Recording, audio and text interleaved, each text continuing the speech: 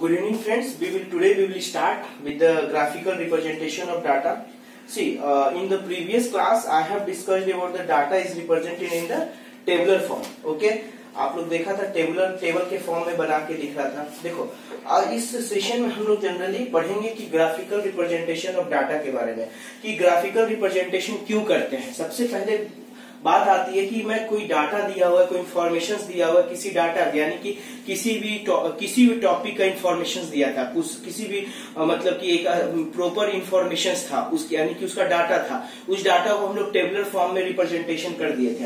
अब नेक्स्ट आपका वही सेम डाटा को हम लोग क्या करेंगे, ग्राफिकल रिप्रेजेंटेशन फॉर्म में करेंगे सेम डाटा को. तो देखो इससे क्या क्या कन्वीनियंट होता है. जैसा कि आप लोगों ने सुना है क्या, अगर कोई सेंटेंस मैं लिखता हूँ 1000 वर्ड्स का, और एक सिमिलरली एक है ना, उसी का सिमिलर है ना, जो कि डिपिक्ट कर रहा है एक पिक्चर, सेम थिंग्स को डिपिक्ट कर रहा है. तो क्या आपका जो 1000 वर्ड्स का जो लिखा हुआ एक सेंटेंस है, और वही एक सिमिलर है ना, वही सेंटेंस एक मैं पिक्चर के माध्यम से, यानी कि कोई ग्राफ के माध्यम से अगर आपको बता रहा हूं तो वो ज्यादा कन्वीनियंट होता है ना समझने में. तो इसीलिए कहते हैं, इसीलिए बोला गया है क्या कि Bell said one picture is better than 1000 words. Okay, तो अब पहले स्टार्ट करता हूं ग्राफिकल रिप्रेजेंटेशन ऑफ डाटा. देखो, द रिप्रेजेंटेशन ऑफ डाटा हम लोग पहले क्या डिस्कस कर चुके हैं. We have discussed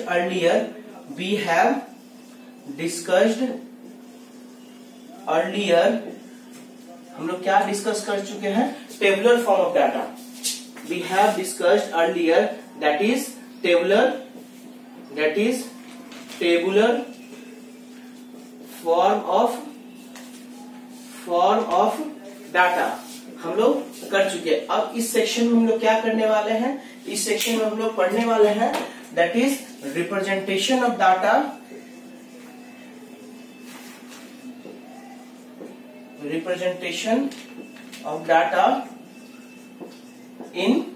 in graphical form हम लोग पढ़ेंगे. ठीक, तो ये कुछ इंपॉर्टेंट पॉइंट्स हैं, बातें हैं जो कि हम लोग अभी नेक्स्ट अपना टॉपिक ऐसा स्टार्ट होगा वह सीखेंगे. ठीक, अब बच्चों देखो इसी में क्या बोलता है. अब अनदर रिप्रेजेंटेशन हम लोग क्या है, ग्राफिकल रिप्रेजेंटेशन, ग्राफिकल फॉर्म, और उसको हम लोग क्या कह सकते हैं, ग्राफिकल रिप्रेजेंटेशन. ओके बच्चों, हम लोग ऐसा कुछ रिप्रेजेंट कर दिए कुछ अपने डाटा को.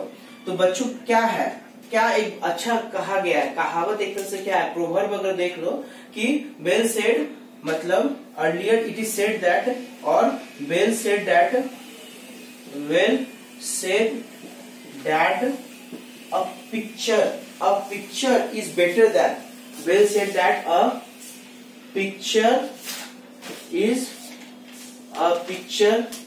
is better than 1,000 of words, better than 1,000 of words. Okay, 1000 of words से हम लोग को ज्यादा अच्छा आता है. ओके, फिर comparison among the individual items are best shown by the means of graph. मतलब टेबुलर फॉर्म हम लोग जब पढ़े थे तो वहां पे देखा था इंफॉर्मेशन कुछ का दिया हुआ था. तो फॉर एग्जांपल ह्यूमिडिटी का इंफॉर्मेशन दिया था फॉर 30 डेज. तो देख के पता चल रहा था ह्यूमिडिटी बहुत हाई था, तो उससे देख कर पता चल रहा था इन ह्यूमिडिटी जब हाई था तो आप उससे देख के इंफॉर्मेशन आप लगा सकते थे क्या कि this is the monsoon period, monsoon months humidity per day का, वो कैसा ह्यूमिडिटी था, मानसून डेज का. ओके, तो अब उससे और क्या इंफॉर्मेशन लगा सकते थे, 30 डेज का दिया हुआ था. तो आप उससे देखकर अगर कोई क्वेश्चंस पूछ देता, टेबुलर फॉर्म दिया हुआ रहता और पूछ देता था कि बताओ कितने दिनों में, यानी कि वो मानसून का जो मंथ होता है, महीना होता है, उसमें कितने दिनों में ह्यूमिडिटी एबव द 90% था. तो वो आप टेबल देखकर बिल्कुल प्रेडिक्ट नहीं करना है, बिल्कुल टेबल देखकर आप सारा इंफॉर्मेशन बता सकते हो कि हाँ इतने दिनों के लिए ह्यूमिडिटी 90% से ज्यादा था इन the month of monsoon. Okay, तो बच्चों ये सब इंफॉर्मेशन हम लोग देखे थे। सिमिलर इंफॉर्मेशन हम लोग इसमें देखेंगे, ग्राफिकल रिप्रेजेंटेशन में देखेंगे। और ये ग्राफिकल रिप्रेजेंटेशन में जो हम लोग डाटा को रिप्रेजेंट करते हैं ग्राफिकल फॉर्म में, तो और हम लोग को कन्वीनियंट हो जाता है चीजों को एनालाइज करने में, चीजों का एनालिसिस करने में। उसके बाद इजिली हम लोग इंटरप्रेट कर सकते हैं कि कौन से है ना दिन में सबसे ज्यादा ह्यूमिडिटी था, कौन से दिनों में कम था, तो उससे और ज्यादा क्रिस्टल क्लियर हमको व्यूज मिलता है, आइडियाज आता है। ओके, इसीलिए क्या नेक्स्ट लिखो, कंपैरिजन अमॉन्ग, क्या है, comparison among, comparison among the individual items are, comparison among the individual items are best shown by the means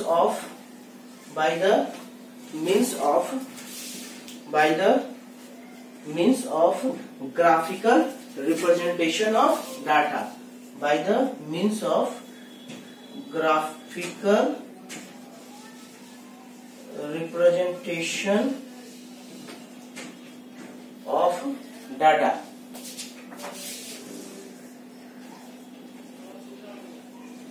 okay बच्चों, ऐसा हो गया कुछ। अब बच्चों नेक्स्ट आपका क्या है, the representation than better easier to understand the actual data. अब बच्चों ग्राफिकल रिप्रेजेंटेशन ऑफ डाटा के बारे में हम लोग देख लिए कि क्या इंपॉर्टेंस था टेबुलर फॉर्म में। टेबुलर फॉर्म से हम लोग को ज्यादा क्रिस्टल क्लियर एनालिसिस हम लोग कर सकते हैं जब हम लोग का डाटा रिप्रेजेंट होता है in the form of graphical representation जब होता है डाटा का। तो ये चीजों से बातों से हम लोग अवगत हो गए। अब धीरे धीरे आगे बढ़ते हैं, तो हम लोग क्या है, we shall study the following graphical method in this section. There are, हम लोग कितने मेथड्स पढ़ने वाले हैं, there are three ways to represent the data in graphical form। Okay, या graphical representation how many ways से हो सकता है किसी डाटा का, 3 वेज से हम लोग को पढ़ना है। पहला क्या है, बार ग्राफ। पहला क्या बच्चों, बार ग्राफ्स। क्या होता है मैं बताऊंगा अभी बिल्कुल। सेकंड क्या होता है, histogram of uniform width and varying width. Second क्या है,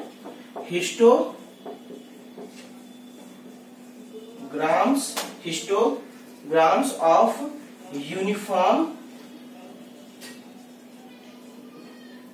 width comma varying width.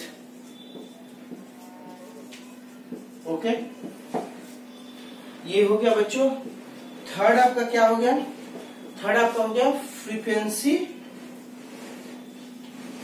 Frequency polygons.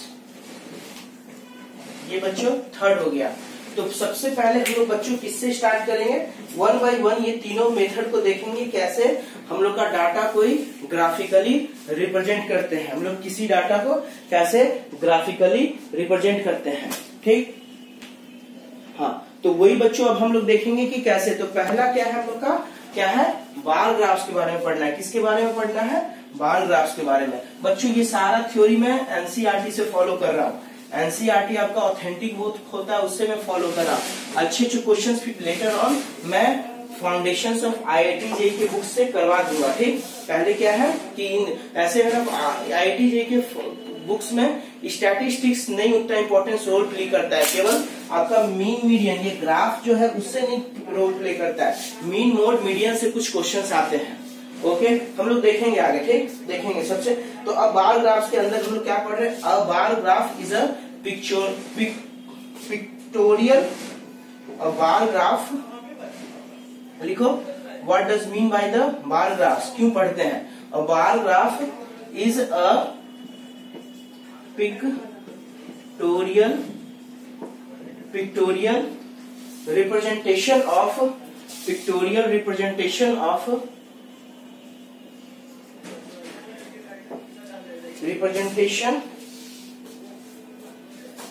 data in which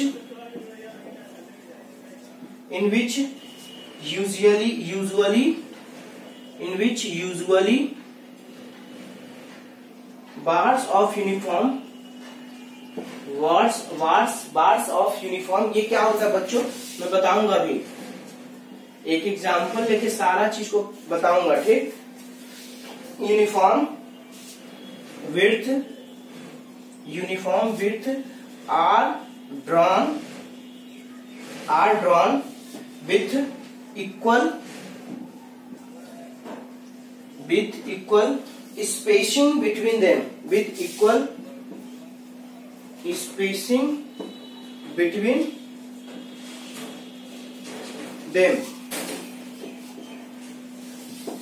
Okay बच्चों, on one axis depicting the variable, on one axis depicting the variable.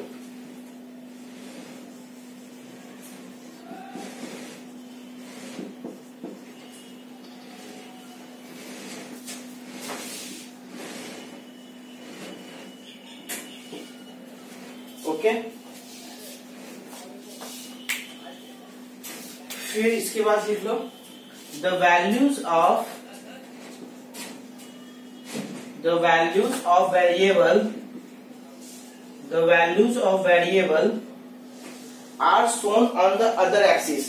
The value of variable are shown on the other axis,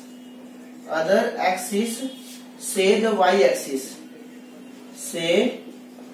The y-axis, and height of the bars depends on the value of variable, and height of the bars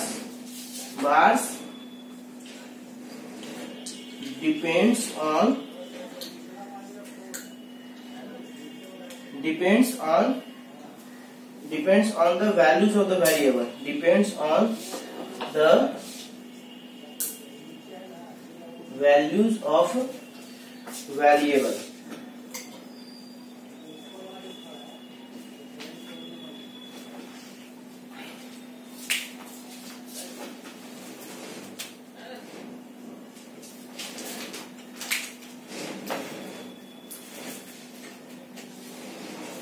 okay बच्चों, ये किसके बारे में आपका है, bar graph के बारे में। इसको जल्दी से नोट डाउन करो। एक एग्जांपल लेके मैं बार ग्राफ के बारे में आपको बता रहा हूँ। एग्जांपल नंबर 5 है आपके बुक में।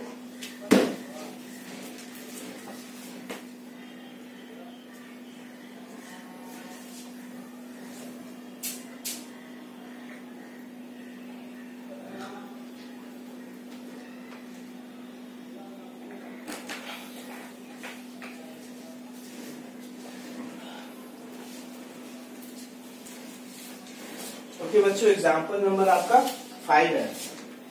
एग्जाम्पल नंबर 5 क्या दिया हुआ इंफॉर्मेशन क्या है, in a particular section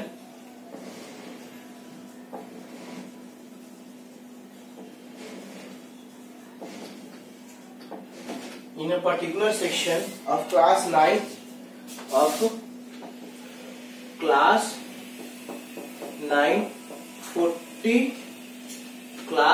9 40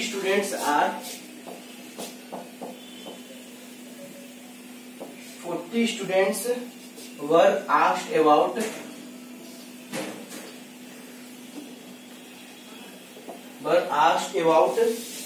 the month of their birth.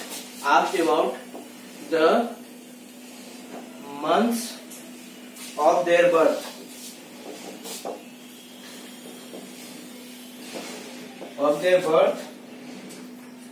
And the following graph was represented as obtained.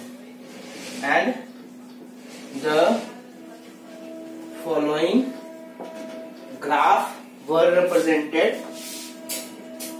Following graph was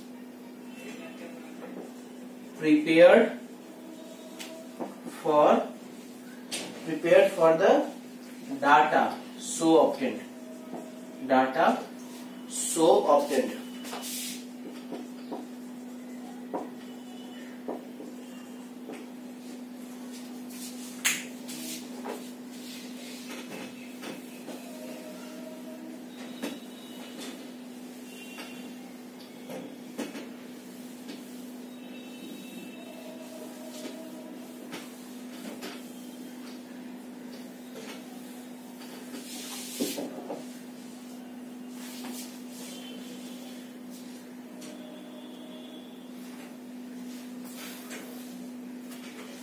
बच्चों देखो क्या है, कैसे दिया हुआ है, कुछ ऐसा आपका बार ग्राफ के रूप में दिया हुआ है, बनाया हुआ है, ठीक। और ये आपका ऐसा कुछ है, ठीक।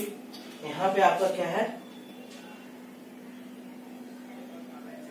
1 2 3 4 5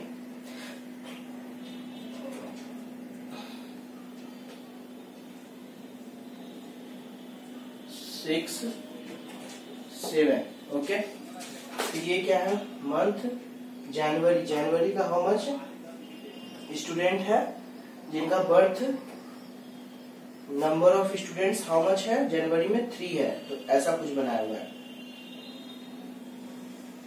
और यहाँ पे क्या है, जनवरी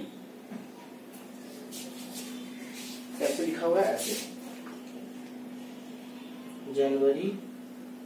फरवरी में हाउ मेनी स्टूडेंट्स हैं जिनका बर्थ, और टोटल नंबर ऑफ 40 स्टूडेंट्स में से 4 बच्चे हैं जो कि जिनका बर्थ फरवरी में हुआ है, तो क्या है, number of students birth has taken in the month of February, तो कुछ ऐसे है। ये क्या है आपका फरवरी। फिर मार्च में कितना है, देयर आर टोटल 2 स्टूडेंट्स।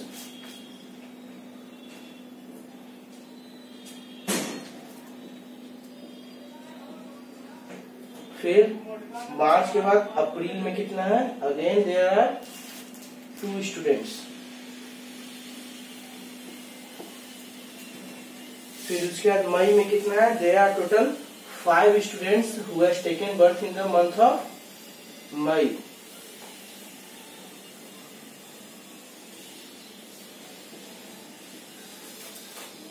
जून में कितना है, there total 1 student has taken birth in the month of June. Again बच्चों जुलाई में कितना है, जुलाई में there are 2 students has taken birth in the month of July, तो कैसे रिप्रेजेंट करोगे, ऐसे, that is जुलाई।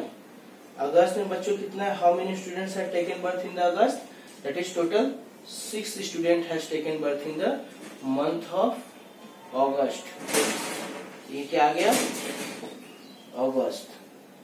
फिर सितंबर कितना है, there are total 4 students has taken birth in the month of September.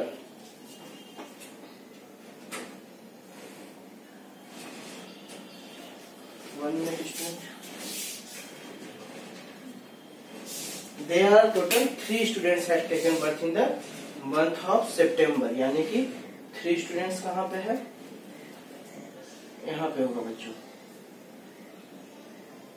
There are total 3 students has taken in the birth of September, ये क्या हो गया, सितंबर। और फिर there are total 4 student has taken birth in the month of October, तो अक्टूबर में कितना हो गया, 4 student. Month of November, again it is 4 students has taken birth in the month of November। और बच्चों फिर मंथ ऑफ दिसंबर में कितना है टोटल, मंथ ऑफ दिसंबर में कितना है टोटल,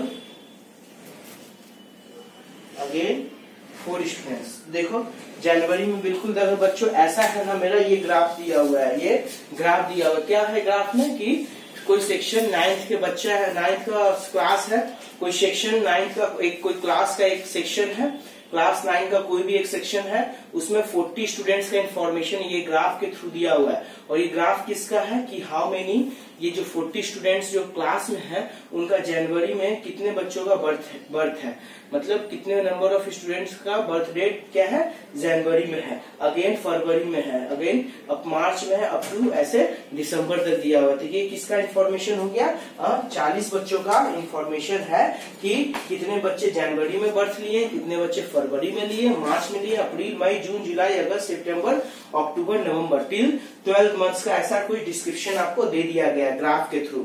ओके, ग्राफ के थ्रू डाटा का रिप्रेजेंटेशन बना दिया है। तो ये क्या है, मंथ्स ऑफ, ये जो एक्स एक्सिस है, ये इस एक्स एक्सिस को हम लोग क्या कहते हैं, यहाँ पे रिप्रेजेंट कर दिए मंथ्स ऑफ बर्थ, यानी कि कितने बच्चे जन्म लिए थे इस डिफरेंट डिफरेंट मंथ्स में। फिर और ये किसका है, नंबर ऑफ स्टूडेंट्स, क्या है, number of students has taken birth in different months।